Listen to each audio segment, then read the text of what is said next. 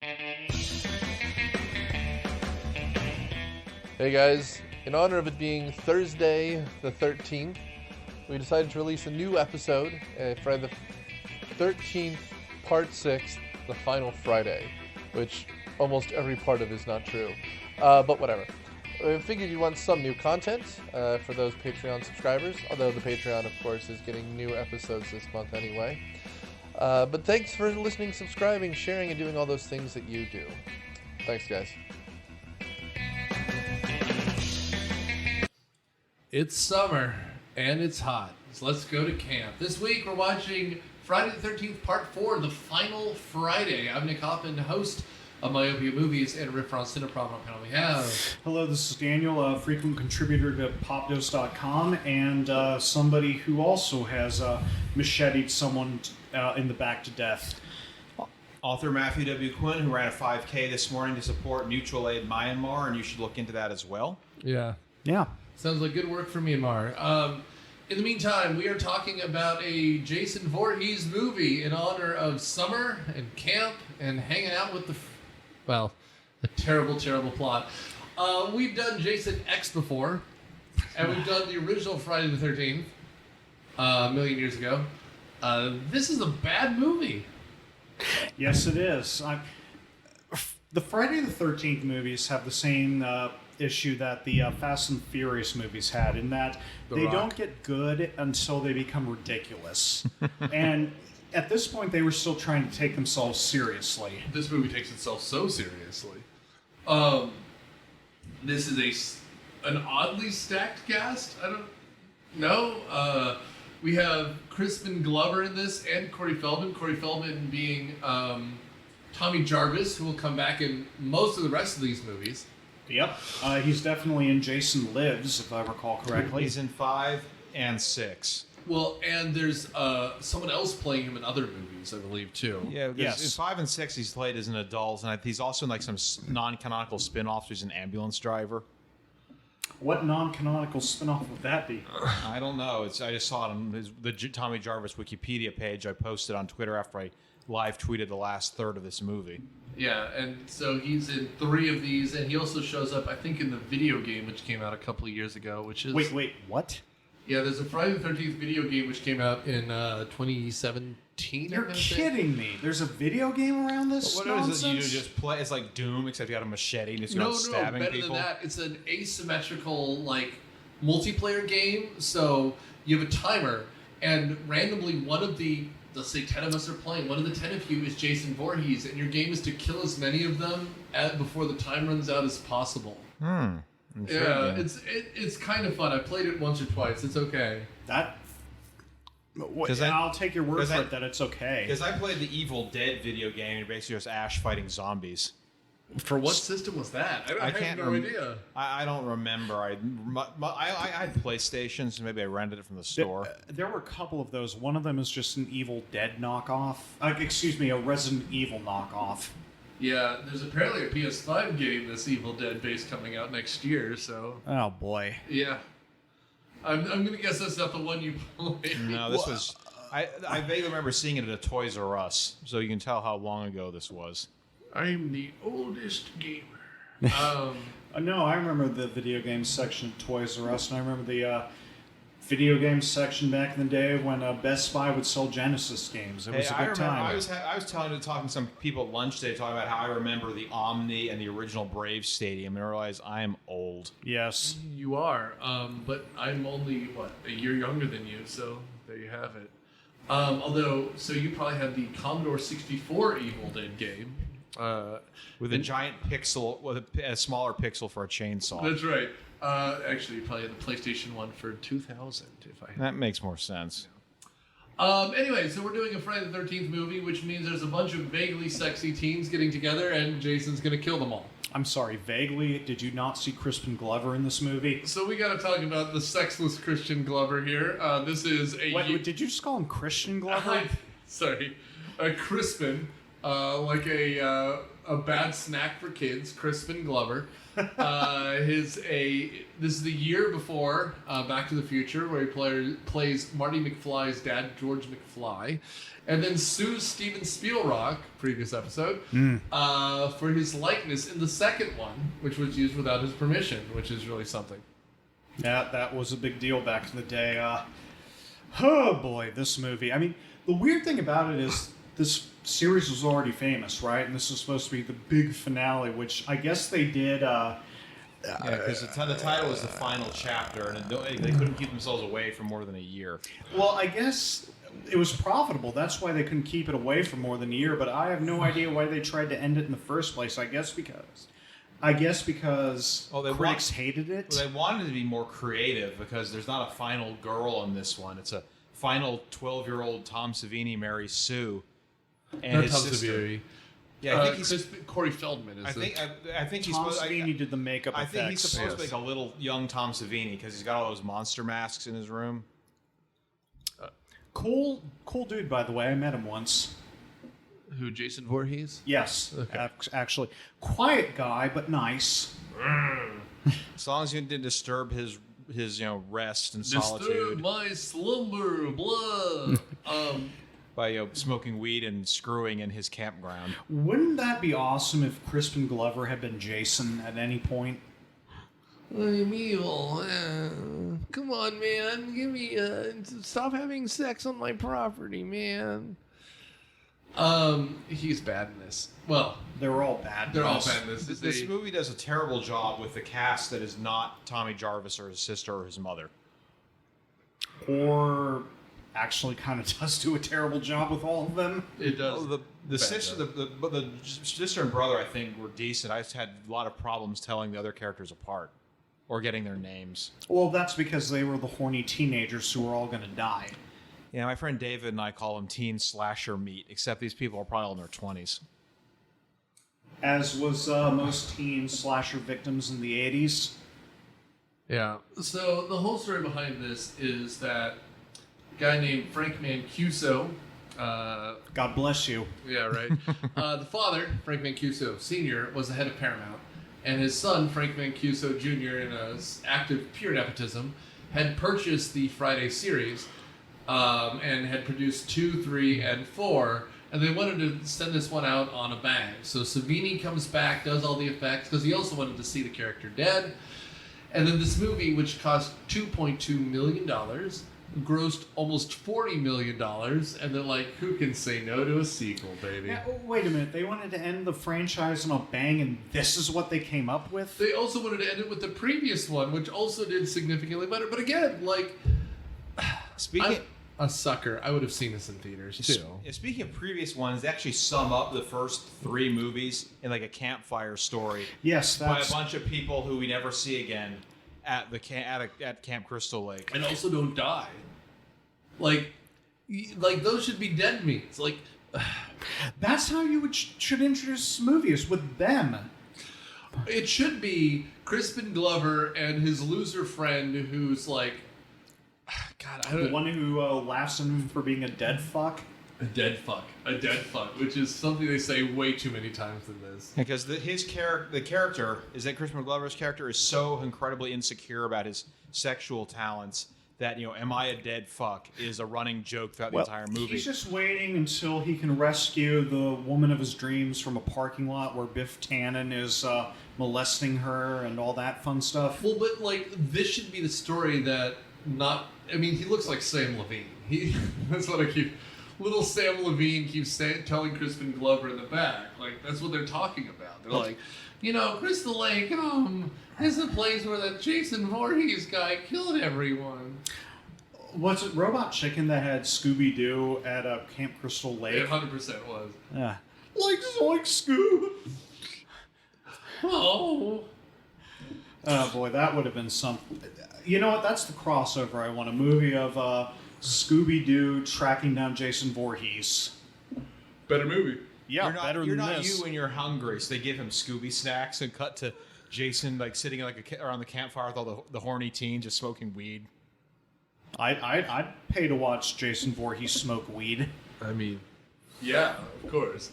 I imagine he gets quite a bit of hotboxing in with that mask that he's wearing. So, was Sean S. Cunningham the director of the original movie or the producer? Yes. Was he gone by that point? He was long gone. This is directed by Joe Zito, and it's just garbage. It had a really awful production, I'm told. Canon Films veteran Joe Zito? Yeah, Joseph Zito, who did Invasion USA the next year. The classic Chuck Norris vehicle. Yes, Missing in Action as well the same year. This is a canon, and that makes sense because this feels like a cheap, terrible production. You probably could have gotten Chuck Norris to show up as a sheriff because he's cheap and terrible at this point. He wouldn't have done it because at some point Jason would have had to kill him, and he would have insisted that he beat up Jason. Just a drive-through, just like no, it's that fucking. Is that like Fast and the Furious nonsense where neither Dom can never lose a fight because Vin Diesel refuses and The Rock's like, no, I have to be a large sexless man. Well, maybe he can do a roundhouse kick and knock Jason's mask off. I mean, he just needs to be the person who shows up like that redneck in the previous movies. He goes, Jason's around. You shouldn't be camping here, kids. Like, that's all you need. All right, so should we go ahead and get into the quote-unquote... I can do that if necessary. Please. All right, hold up one sec. Should we go ahead and get into the quote-unquote plot of this movie? Yes, I will handle that dreadful task for you. Well, thank you, Matt. Go ahead. It's right in the aftermath, I think, of 3. So Jason has reemerged after 20 years of living in the woods and has just killed like 20 people. And we have an opening montage revealing that he is apparently dead. And they take him to the morgue where the creepy coroner is just being creepy. Like, at one point, he leaves his sandwich on a corpse so he can sign paperwork. And this is the same coroner that on the job is watching like a softcore porn of 80s fitness women. And trying to hook up with one of the nurses. Who clearly is not into it, even though, for whatever reason, they almost have sex later. And even though last time we saw Jason, he had an axe embedded in his face, he's not dead. Well, somebody somewhere was having sex, and he just can't have that. Yeah, and I mean, because again, remember, these are all old school Christian morality plays. So anytime someone's about to have sex, drink, or smoke weed, they have to die. I would love to see a. Well, I wouldn't love it, but it would be entertaining to see a remake of Friday the 13th by the people who made God's Not Dead. I would say yes, but also do it like. I forget who made it, but that Witches with 2 V's movie, because when I teaching Jonathan Edwards and stuff in school, I'm like, this is a Puritan horror movie. They wouldn't recognize Star Wars, but if you showed them Friday the 13th, they would recognize it because that's what it is. Oh no, Sister Maple, we shouldn't be so intimate, and then she shoves her tits in his face. And then a monster comes out and murders them. That's every Puritan sermon. That's every Puritan play. You've studied some medieval stuff. So, that's what it is. In other words, Jason is a hardcore Calvinist. Oh, dude, he doesn't have a big enough hat. That's true. But With he a belt did buckle. vote for pretty much every... He voted for Rand Paul 3 times. Oh, boy. We need to keep the sheriffs out of Crystal Lake. Jason is a sovereign citizen. He claims legal jurisdiction over Camp Crystal Lake. That's funny. And no trespassing. So anyway, after the morgue, Jason comes back to life. There's a few jump scares with that, and he murders some people there.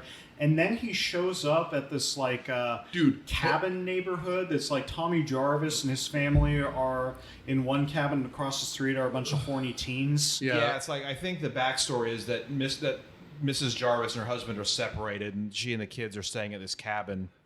And Big Canoe in northern Georgia or something. And meanwhile, a bunch of horny teens rent the other cabin nearby. And meanwhile, the 2 twins, who are actually British, I looked up the actresses, who join in the fun later. And meanwhile, both Jason and this mysterious Byronic hero newcomer are both heading for Crystal Lake with destruction in mind. I mean, that's about as good as we can get it. This movie doesn't... Friday the 13th, especially in its original entries, didn't care about its plots. They didn't try and do anything. Well, and I will say, 3 is kind of fun, but it's after this one that they go truly nuts. Yeah. Right, like, and that's, I mean, we were going to either do this one or number 6. 6 is the one that's crazy go nuts. Oh, with Jason coming back to life? Because there's that metal rod that Tommy shoves through his chest? Right, Yeah, and lightning strikes it. Yeah, because the 5th movie is a copycat killer who pretends to be Jason. The 6th movie, Jason is brought back to life as a zombie. Right. 7, is that the one with him fighting the Carrie? Jason versus Carrie. Yeah. We watched because we were saying we hate movies or whatever it was. It was. Yes, it was weird. indeed. And then after that was Manhattan. 9 is Jason Goes to Hell. Jason X is in space. Previous episode. And then Freddy versus Jason is after that, which is, I mean, all these are stay tunes. I mean, I still love this series. And then there was a reboot in 2009 that had one of the people from Supernatural in it. It did? And apparently it's actually shared universe with Transformers. Yeah, I've heard that too. The Trent character. Oh boy, It's bad. So why the hell then have we never gotten a movie with Jason Voorhees stabbing Optimus Prime? Because Optimus Prime is like 30 feet tall. It wouldn't work. Do you think? None of that I beg matters. to differ. Do you think Jason would care? He should kill all the Witwickies, which would be already better. Yeah. We're going to get Megan Transformers. Fox is the perfect Jason victim. He is. Or she Well, is. our perfect final girl's just cut him in half with a chainsaw. You know what? I want to see that movie. Yeah. Why are you laughing? That's a good idea. That's a good pitch. Anyway, so, I mean, we should talk about, as they're leaving the hospital, Jason shows up behind them when they're making out and kills Axel. Yes, the coroner's name is Axel. Axel Burns with a hacksaw, and then kills the nurse with a scalpel. Yep. Solid choices. We're in prime form. He doesn't just kill Axel with a hacksaw. He twists his head off and saws it off. Yeah, because Axel... No, I posted on Twitter, don't make out with Axel. You don't know where he's been. Yeah? Because he's making necrophile jokes. He is. Well, you know what? I think I know where this Axel's been. He's been in the jungle, baby. He's gonna die. Yep. And we just broke Nick. Okay, well, that means you can take over the pot. jungle. We got fun and games. We got anything you want. How we go blends. We are the people that define And whatever you may need. Come on. you can man. have anything you like, but you better not take it from me. Welcome to the jungle. Jungle, welcome to the jungle. jungle. You gotta die. Your singing voice is just terrific, man. Yeah. I'm a bit out of practice. I was a Harmonia Gardens polka dancer in Hello Dolly. Oh, there you go. Hello, Dolly. Are you talking Freddy Krueger? No, that's... A freakazoid. Oh. Yeah. Oh, hey, bonjour. Lobe. Here we go. Lobe. Give him food, waiters. Dude, Freakazoid needs to... We pitched this a minute ago, but goddammit, Steven Spielberg, you gotta make more Freakazoid. You already made more Animaniacs, and Freakazoid appeared in one of them. Yes, he did. Anyway, so at that point he goes to Crystal Lake. We see Pamela Voorhees' grave at one point. Yes, And we a do. hitchhiker who gets killed. She was funny. She had like a sign that said, to Canada, and then when people drive by, it says, fuck you. Yeah, this Yeah. like short. She had like short brown hair. I'm not crazy, but like it's just she's a brassy character. And The entire time I'm watching her, I'm thinking of George Carlin and James Silent Bob Strike Back. yes, 100%. And then what? What happens if you don't give head? Well, if you gotta give head. Yeah. Ass, gas, or grass. That's what you got to do. Well, she's a hippie chick. I'm sure she's got grass. I'm sure she's got all three. She's got all three. And I mean, you're in New Jersey. What else are you gonna do? In the meantime, Pizza. In New Jersey. in New Jersey. Gross. Gross! In the meantime, we get past on the road after she gets sliced and diced. by, I guess, the heroes. There's Paul with his girlfriend Sarah, or Sam, excuse me. Sarah's the virgin, right? We get Doug, the boyfriend, we get the awkward Jimmy, played by Crispin Glover, and the loser Ted, who is the one I said looked like Sam Levine. And they're on the way. They're the ones who pass the hitchhiker, and they pass Pamela Voorhees' tombstone. And the hitchhiker then is killed by Jason, and they then become the target of his scorn.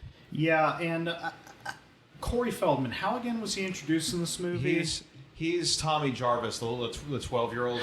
Right, but how they introduce him and his family? Trish and Tommy and the dog Gordon are the neighbors of this house. Oh, Gordon, the dog that gets thrown out the window at one point? Yes. Oh, man. He got thrown out of the window? I thought he just jumped out of the window. No, he's chucked. Yeah. So their neighbors are Trish and Tommy. Trish is the sister. Right. We eventually meet the mom. And we're also introduced to the two twins, Tina and Terry Moore, who show up and immediately want to go skinny dipping just to remind us what film franchise we're in. By the way, do you know how, according to my notes, Trish and her mom are introduced? How's that? Jogging in 80s workout gear. Oh, yeah, That's true. I do remember that now. And they drive past them, right? They drive past them, and they get home, and Tommy's introduced because he's wearing a homemade mask. And he's playing a video game I could swear I played at the East Cobb El Toro when I was like 6. All right. What game would that be? Yeah, Some sort of thing where you fly up a canyon and a fighter and stuff. I can't even remember. Well, anyway, that's how we're introduced to Tommy. Yeah. I mean, flying up a canyon and stuff, that's a rather broad range, but... Well, he's watching the neighbors get busy and flying up that canyon. Yeah, and then, of course, we're also introduced to Gordon, who is adorable. The dog who's about to die. It happens later, but that was hard. That was the worst scene in the movie when that dog got thrown out the window. All right, so among other things in this movie is scenes of Corey Feldman watching a teenager across the street get undressed. While doing backflips in his bed. Yeah. He was jumping up and down in his bed. It's like, what the hell? Again, the later Jason movies knew that the joke was on how obsessed it was with teens having sex, right? This is still trying to play that whole trope straight, and it doesn't work. It's just hilarious. Well, except I didn't think it was that funny either. Just meh. Well, I mean, this movie is completely misguided in what it thinks it's doing. But, we can establish this. In order to show that they're sexually promiscuous teens, they're doing the skinny dipping thing. And it's incredibly awkward because, we were talking about it before. I believe this was off mic. But, the whole thing is that Ted is making fun of Jimmy because he just broke up with his girlfriend because she said he was a bad fuck. A dead fuck. A dead fuck, right. And he spends the entire movie angsting about it. Wouldn't you?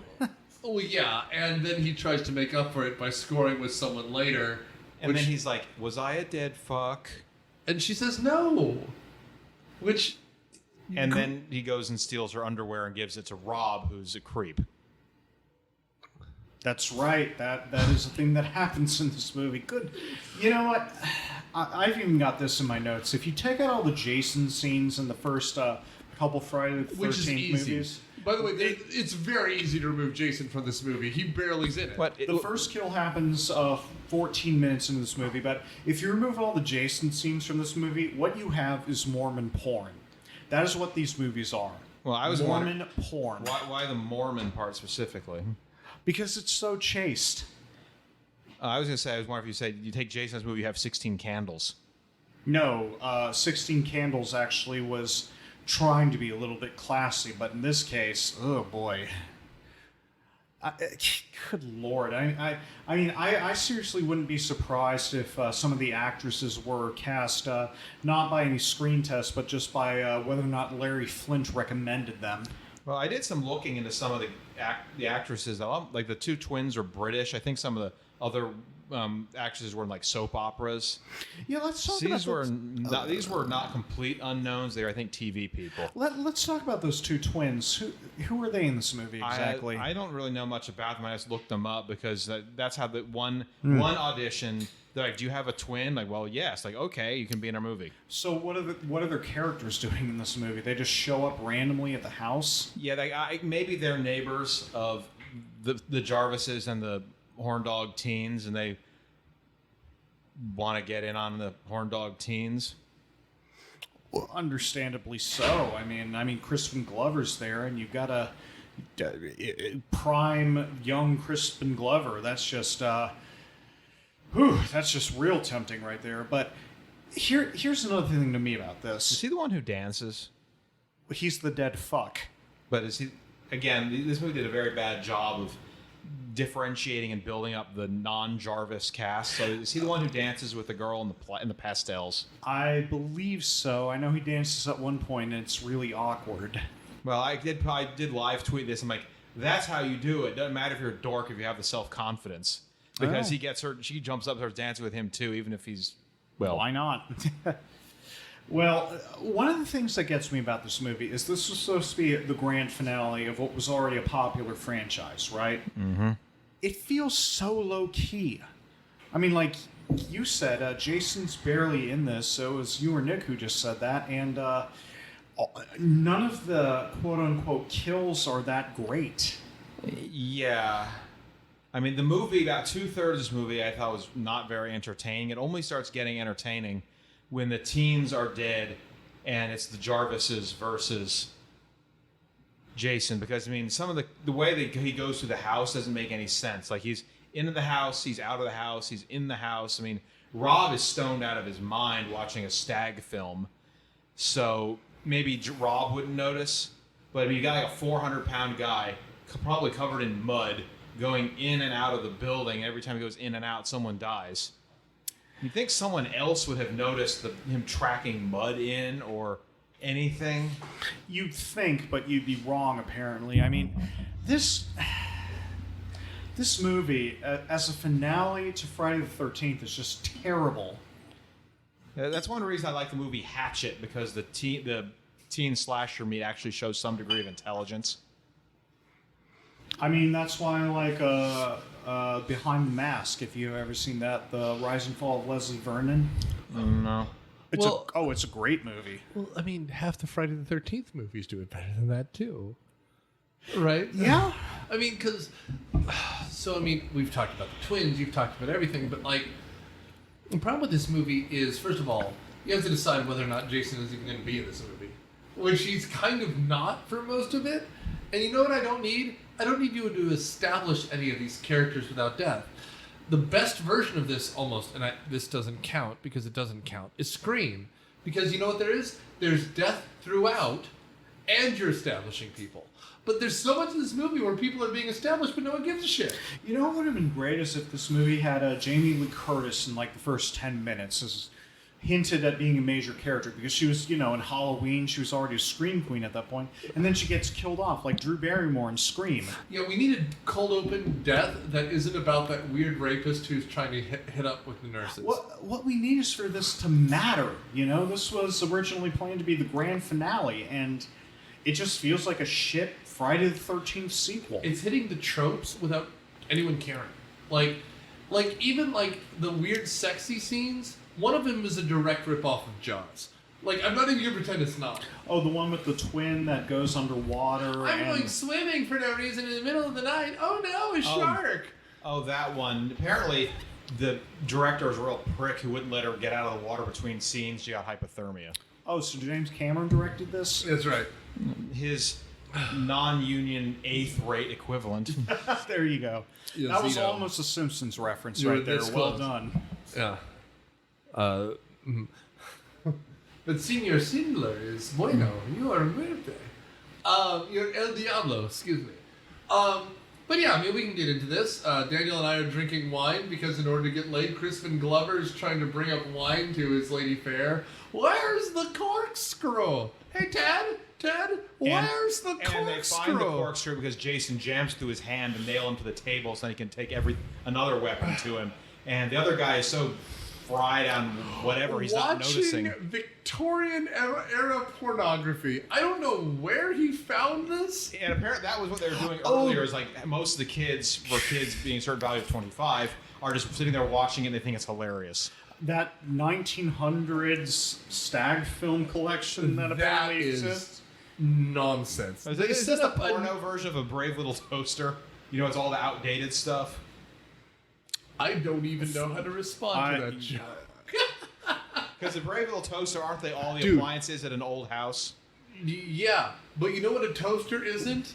A naked woman who died of the black lung in 1919. Well, to be fair, though, we haven't seen the porn version of the Brave Little Toaster. It very well could be. The Brave Little Porkster?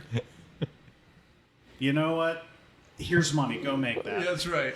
So, I mean, the rest of this is just kind of a Jason Voorhees movie without any fun.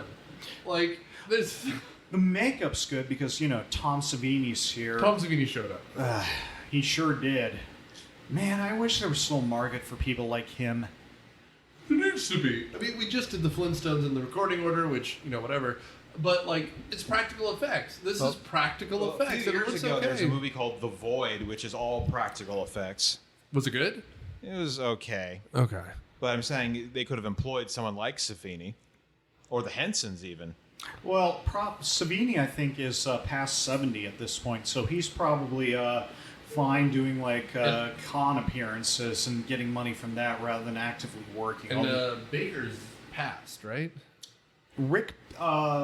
Stan Winston's gone. Winston I think Rick Baker's still with us. But, like, you're right. Like, there was a time and a place with practical effects, and now CGI is like taken over, which is just nonsense, which is a shame because these movies all look like nothing in 10 years, right? Like, people who are good with it, like Spielberg used to be, and like Peter Jackson, they use it so sparingly. They use it to fill gaps, not to make entire scenes. And that's kind of why I like these Friday movies overall, in average. It's because there's squibs and there's practical effects. And that scene where Jason gets his hand sliced in half. That hurt. Yeah, between the middle and the ring fingers. That was great. It looked fantastic. It had weight, right? It has weight.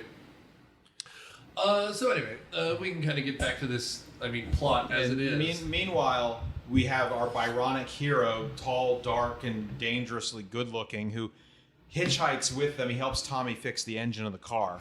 Oh, yeah, and he's guy. The brother of one of the dead meats from an earlier movie, who he's come to settle the score with Jason, who he has figured out isn't actually dead. Yeah, his name is Rob, and he is the brother of Sandra from the second movie. I learned that from Dr. Wolfula, if you haven't checked him out yet. Oh, yeah, there you go. And he's got like a stash of newspaper clippings, and he comes with a gun that Jason is intelligent enough to disable early on. So what do you think the biggest appeal of Friday the 13th movies is? Tits. That's one of them. Probably a big part of it, and blood. Well, because again, like these are Christian morality plays, so there needs to be like, oh my God, my top fell off, and now he's going to kill her, right? Like that's the name of the game. There, in 40 minutes of this movie, there were 3 kills. What are we doing here? Right. And who cares about the dead meat teens? Yeah, they could have made if they wanted to be a bit more creative. I thought they were trying to be more creative with the end. It's not a final girl; it's a final 12-year-old horror fan. Which we'll get to this terrible scene. If they had more focus on Rob, come to take revenge on Jason. Yeah, and Rob is an interesting guy because everyone thinks that Jason is dead. He's not dead, and Rob's one of these people who smells a rat. He's like, nah, he can't die. I'm going to make sure he's dead in the ground. And so he shows up. And we talked about it earlier, but it's from a movie that comes out later. He's that asshole with all the guns from Tremors. Yes. Right? Like, he shows up and he's, like, ready for war against Jason. He's living on the edge. He's in a tent. All of which are terrible ideas, by the way. Every single one of them is a terrible idea. Meanwhile, he's seducing the young Trisha Jarvis. And Mrs. Jarvis is in no way concerned that her daughter has brought home the murder 80s hair. And Tommy is like, I'll take you to my room. And he's got all his like special effects creations in there. No one wonders why he's there. Well, I mean, Tommy is meant to be Tom Savini, but you're right. I mean, this is supposed to be a weekend getaway for them, isn't it? Well, it is, and hot off the heels of what I imagine is a terrible divorce. And for the kids on the other side, they're dying and no one seems to care because at this point, Paul's gotten a harpoon to the crotch and no one has even looked for him. That does indeed happen. For what's her name, who got killed on the raft. Yes, so... And why did the raft not sink? He stabbed her through the bottom. Oh, dude, he totally stabbed her right up the butt. Is this the woman who talked about taking a strip and dip? Yes. She was mad that one of the twins was hitting on her boyfriend, so she just storms off, takes all her clothes off, and jumps in the pond, and that's when Jason kills her. Then her boyfriend, Paul, I think, guess it's Paul, comes following after her, and then he gets the harpoon gun. Yeah, he gets harpooned pretty hard to the crotch. And then... What is it? Terry tries to leave the party at this point. When and it's raining and she rode in on her bicycle, which is stupid. And then she gets stabbed by Jason as well. She falls out. I think maybe she goes out the window and lands on the roof of the car. Also, I will say too, this totally explains the relationship. And I don't know what your guys' high school and college friends were like, but Ted, who the entire time is calling his friend a dead fuck, is like making fun of him this whole time and saying, you gotta get back on the horse, you gotta get back on the horse. And Ted is the only one that is not within a sniff's distance of getting laid this entire movie. Mm-hmm. And the only one he was about to hook up with is the girl who gets killed on a bike. And she would rather die in a rainstorm because you leave this party, people already dying, it's raining, and you look back at this guy and you're just like, I'd rather die in the rain. That's 100% what's happening. And that's it. Yeah, his name is Ted, and he has a teddy bear he uses as a proxy for himself. Like telling girls to kiss the teddy bear. Oh my god, yes. That was so weird. Had weird sex with that teddy bear so many times. Well, anyway, we've talked about the strip and dip lady. We've talked about the guy that gets stabbed in the crotch. Jason is such a non-presence in this movie. Well, and that's the weird thing, because like you want him to be more, and even when it's Mrs. Voorhees in the first one, she's looming. There's no looming here, because at this point, at least we know we don't even know it's Mrs. Voorhees still at the end of the first movie. In this one, we know Jason from the get-go. Right. Anyway, after Terry's killed, we see Mrs. Jarvis arrive at home, and the power's out. Right. That's where we are. And while searching for the kids, she's just killed off screen. Yeah. And it's implied, but not shown. Right. But, I mean, she's dead. She's killed off screen. We just don't get her because Trish and Tommy are the final people. Yeah. So it's a final girl and her little brother goes full on berserker gang, but we'll get to that later.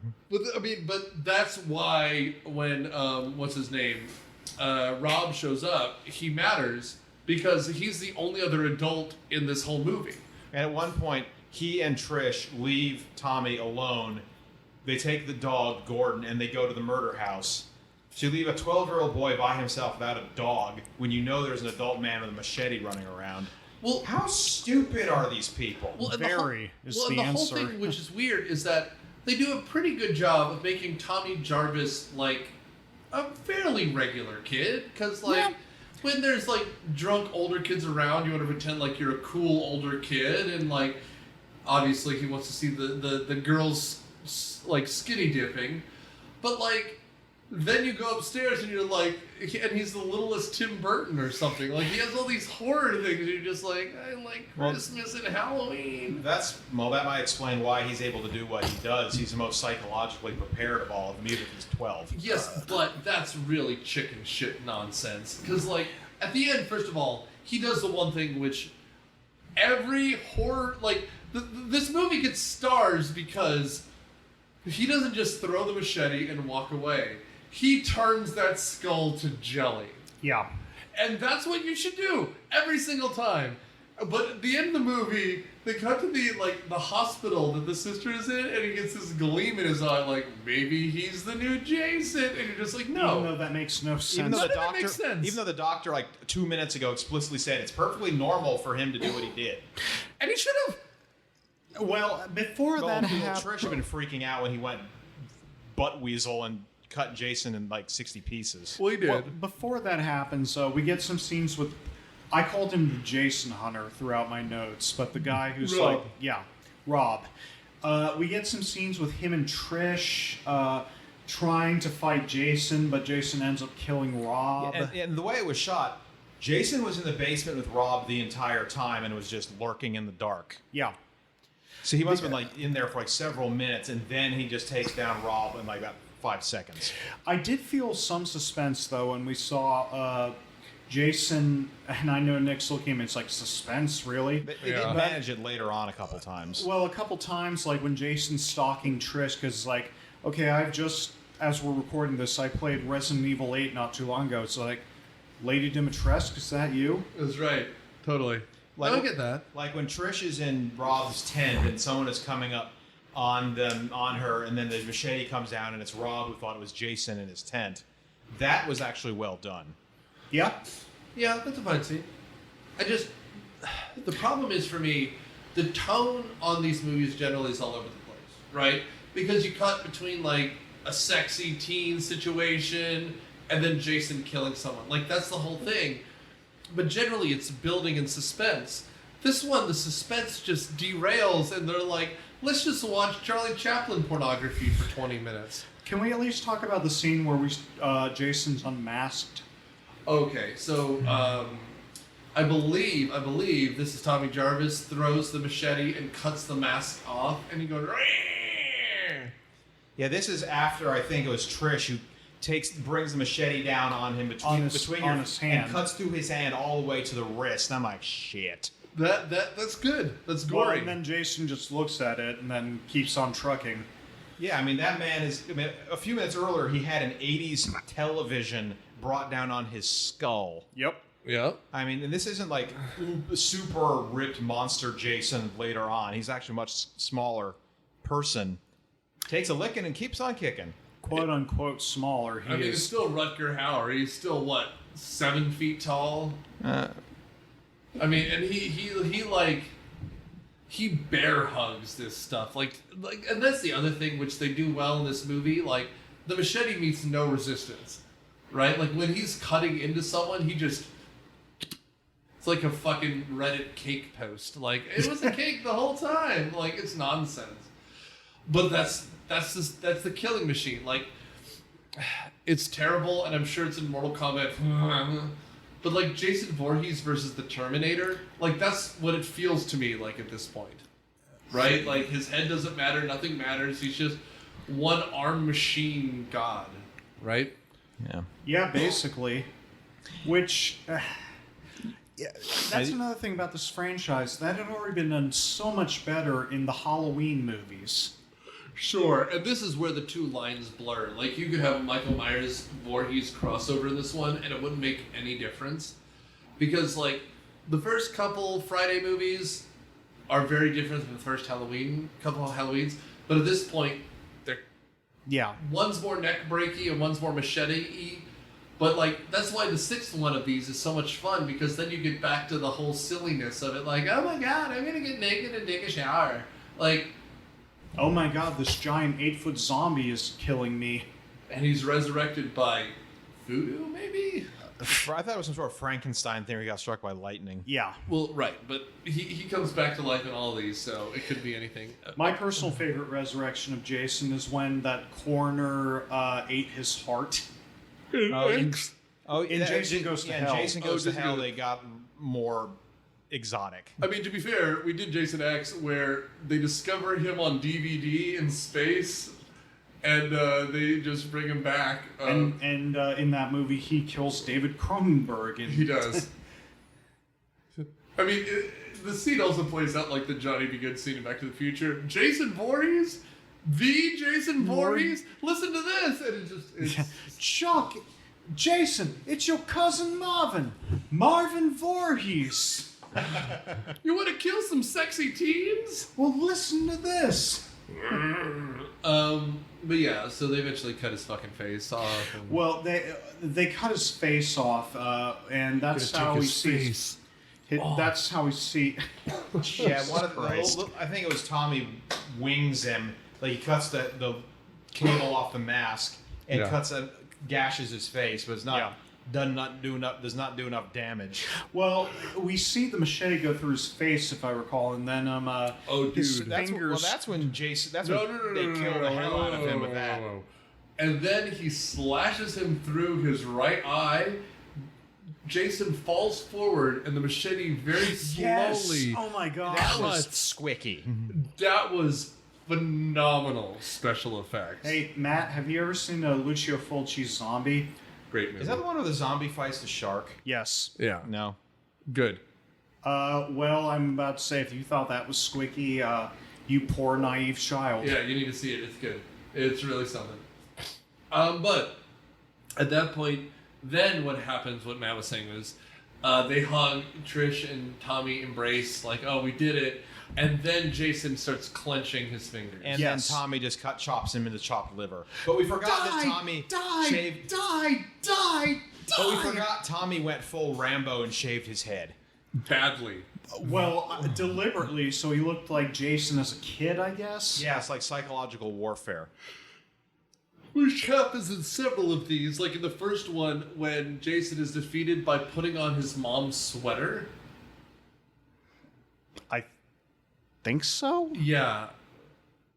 I don't know. I'm not as familiar with the beginning of this franchise as I am with the end. Yeah, later ones are better, but anyway, and then we smash cut to Trish in a hospital, and Tommy's just there, still bald-headed. Yep. And she's like, oh, we did it, Jason, we did it. So my brother totally fucking killed this guy, like, just turned him into mashed potatoes. And the doctor's like, it's okay, kids sometimes, video games and stuff. Those Ataris, man, back in the day. You ever Pong? You ever blow up the universe there, Tommy? And then he just smiles at the camera and winks, and then we smash cut to credits. Holy cow. This was supposed to be the grand finale of Jason, and it's so weak. It's nothing. Yeah. Yeah, I thought they were trying to be creative by having a different survivor type, but you would be mistaken. So Matt, final thoughts. Don't bother. Daniel? This franchise doesn't get fun until the later entries, and I know some people hate them, but you know what? They are so goofy and ridiculous, they're addicting. I'd rather watch Jason Goes to Hell 100 more times before I ever see this one again. To quote Nick, this is a wet fart of a movie. Yes. It's like lame and mediocre and not that good until maybe the last bit of it, and that doesn't save the rest. At least Tom Savini had good makeup effects. Yeah, the effects are good. Was it last October where we did like the first of all these, or was it 2 October? 2 October. It was pre-COVID. Yeah, okay, so we did the first one a million years ago. That one's great.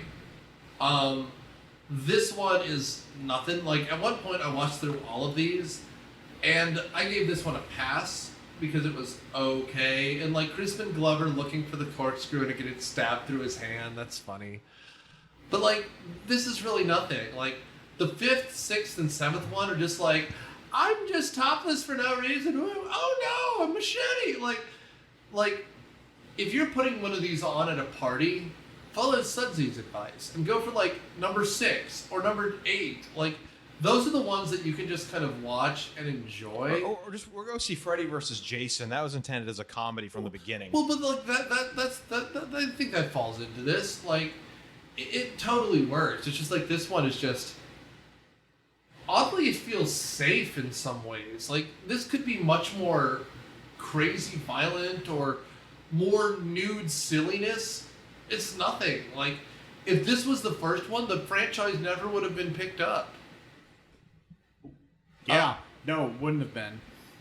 This would have been every other lame slasher knockoff that existed in the 80s. The ones that are all ripping off, Craven or Carpenter, right? Like, Sleepover Massacre 7. Like, none of this matters. This is just, nothing. And I can guarantee you that people showed up just because it was called Friday the 13th. In the meantime, though, we've decided this year, obviously, because this is coming out in the summer, we're going to just do horror movies throughout the year because they're fun to do. And this, despite being a mediocre movie, was fun to talk about. In the meantime, we have another full season. Thanks for tuning into Season 8. Keep joining the Patreon, patreon.com/myopia. Thank you for reviewing us. Thank you for listening to us. Thank you for sharing us. We have fun stuff planned this season, including some potential crossovers. And, of course, Matt, Daniel are the core of this group, along with Nor and Jeremy. And so we appreciate you, all of us here at Myopia Movies. And thanks.